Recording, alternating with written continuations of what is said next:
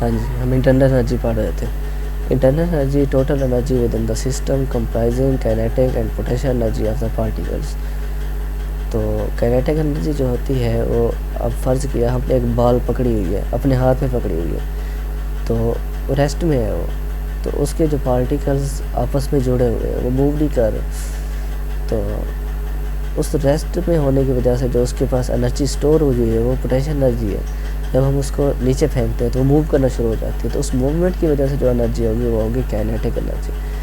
अब इसी तरह मैंने रॉड की मिसाल दी थी कि रॉड्स में जो उसके पार्टिकल्स होते हैं, अगर जो मूव कर रहे होते हैं, जिस एनर्जी की वजह से मूव कर रहे होते हैं वो होती है काइनेटिक एनर्जी, और जिस एनर्जी की वजह से वो एक दूसरे के साथ जुड़े हुए होते हैं वो होती है पोटेंशियल एनर्जी। इसी तरह हीट है, हीट का भी हमने पढ़ा है कि ये transfer due to temperature difference between works.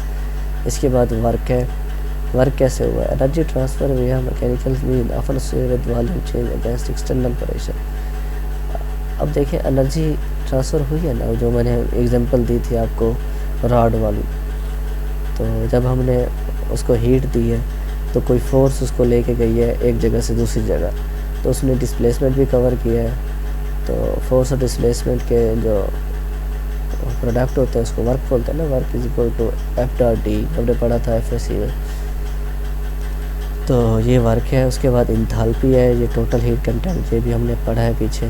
Entropy है, ये measure of disorder and randomness in system representing the number of ways a system can be arranged. अब इंट्रॉपी में ये है कि किस तरह से हम उस सिस्टम्स को रिप्रेजेंट कर सकते हैं। फॉर एग्ज़ाम्पल हमारे पास एक आइस है, बर्फ़ है, तो बर्फ़ के मॉलिक्यूल्स जो होते हैं वो स्ट्रक्चर वाइज आपस में जुड़े हुए होते हैं। अब हमने उसको रख दिया तो वो पानी बनना शुरू हो गई, जो पानी बनेगी तो उसमें स्ट्रक्चर तो जो है वो कम होना शुरू हो जाएगा, मतलब उसका जो एक अरेंजमेंट थी वो अरेंजमेंट ख़त्म होना शुरू हो जाएगी। उसके बाद जब हम उसको गर्म करेंगे तो उसका स्ट्रक्चर बिल्कुल भी नहीं होगा, कोई मॉलिक्यूल इधर जा रहा होगा, कोई इधर जा रहा होगा। तो ये होती है entropy, measure of disorders and randomness, कि कितनी तरह से हम सिस्टम को रिप्रेजेंट कर सकते हैं। उसके बाद है gives free energy. Gives free energy क्या होती है, measure of maximum reversible work obtained from system at constant temperature and pressures. इसमें यह है कि गिव्स फ्री एनर्जी में हम ये देखते हैं कि अगर टेम्परेचर और प्रेशर को कांस्टेंट रखा जाए तो जिस चीज़ को हमने एक फार्म से दूसरी फार्म में कन्वर्ट किया है, क्या वो पिछली फार्म में वापस आ सकती है। जैसा कि हमने बर्फ़ को रखा है रूम टेम्परेचर के ऊपर, तो बर्फ़ पिघलना शुरू हो गई है। अब बर्फ़ पिघल तो गई है, लेकिन अब वो पिघली हुई बर्फ़ दोबारा तो नहीं बन सकती, उसके लिए तो फ्रीज़र की ज़रूरत होती है।